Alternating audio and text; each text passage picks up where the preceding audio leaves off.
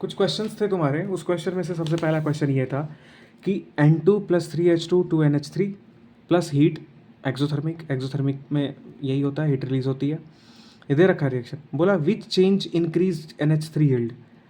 तुम्हें चार ऑप्शन दे रखे हैं कि प्रेशर इंक्रीज करना है, NH3 रिमूव करना है, टेम्परेचर डिक्रीज करना है। क्या तुम्हें चारों ऑप्शन में डाउट है?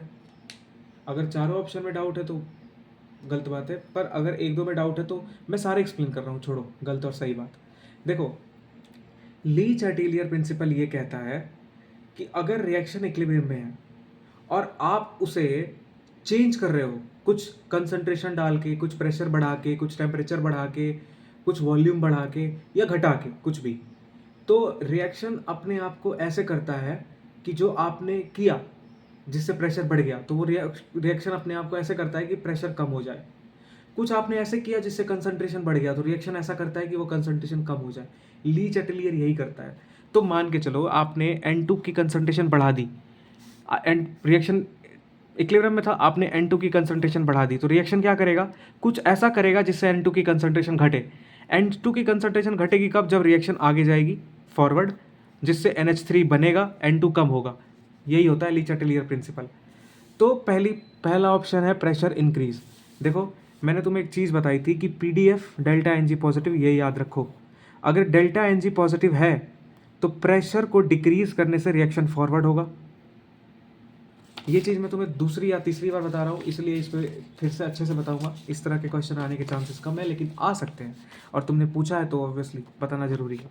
देखो, जब भी तुम्हें प्रेशर दिया हो तो सबसे पहले जब भी तुम्हें प्रेशर दिया हो तो सबसे पहले डेल्टा Ng निकालो। डेल्टा Ng क्या होता है? Product minus reactant. प्रोडक्ट में कितना है? 2, माइनस रिएक्टेंट में 3 और 1 4। कितना आ गया डेल्टा Ng? -2। अब मैंने तुम्हें कहा था कि एक याद रखो, डेल्टा Ng पॉजिटिव तो PDF, हम PDF मांगते हैं ना, तो बस डेल्टा Ng पॉजिटिव। मतलब अगर डेल्टा Ng पॉजिटिव है तो प्रेशर को डिक्रीज करने से रिएक्शन फॉरवर्ड होगी। ठीक है। क्वेश्चन ने क्या पूछा है कि कौन से चेंज से NH3 की कंसंट्रेशन बढ़े। NH3 की कंसंट्रेशन मतलब इसकी कंसंट्रेशन बढ़ाने का मतलब हमको रिएक्शन फॉरवर्ड में लाना है। इसने क्या लिखा है कि अगर हम प्रेशर इंक्रीज करेंगे तो क्या होगा। हमें यह पता लग गया कि pressure decrease, delta Ng positive है तो प्रेशर डिक्रीज करने से फॉरवर्ड या प्रेशर इंक्रीज करने से बैकवर्ड।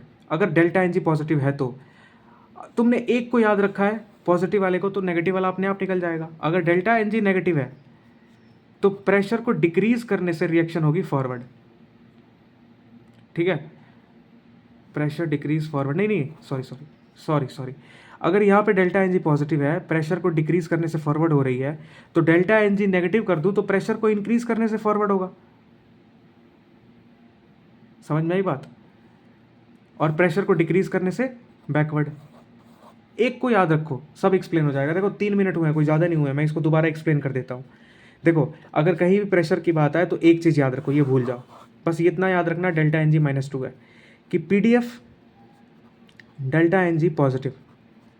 अगर डेल्टा Ng पॉजिटिव है तो प्रेशर को डिक्रीज करोगे तो फॉरवर्ड, और प्रेशर को इंक्रीज करोगे तो बैकवर्ड। ये तुम्हें समझ में आ गया? कुछ नहीं, ठीक है। अगर डेल्टा Ng नेगेटिव है तो इसको उल्टा कर दो, यहाँ पे प्रेशर के डिक्रीज करने से फॉरवर्ड था, तो अब हम प्रेशर को इंक्रीज करेंगे तो फॉरवर्ड होगा, और प्रेशर को डिक्रीज करेंगे तो बैकवर्ड होगा। तो यहाँ पे क्या है, डेल्टा Ng नेगेटिव है, यानी इसको पकड़ो, तो प्रेशर को इंक्रीज करने से फॉरवर्ड होगा। तो ऑप्शन में क्या रखा है, प्रेशर इंक्रीज और डेल्टा Ng नेगेटिव, तो डेल्टा Ng नेगेटिव और प्रेशर इंक्रीज, तो रिएक्शन फॉरवर्ड होगी, NH3 बनेगा। मतलब ये पहला ऑप्शन तो सही है। फिर देखो दूसरा, NH3 रिमूव किया तो क्या होगा, वही बात, ली चैटेलियर प्रिंसिपल। अगर मैं इसको कम करूं तो रिएक्शन अपने आप में कुछ ऐसा करेगी जिससे इसकी कंसंट्रेशन बढ़ जाए, और इसकी कंसंट्रेशन कैसे बनेगी, जब रिएक्शन को फॉरवर्ड होना पड़ेगा, तो यहाँ से भी रिएक्शन फॉरवर्ड होगी, मतलब ये भी NH3 को बढ़ाएगा।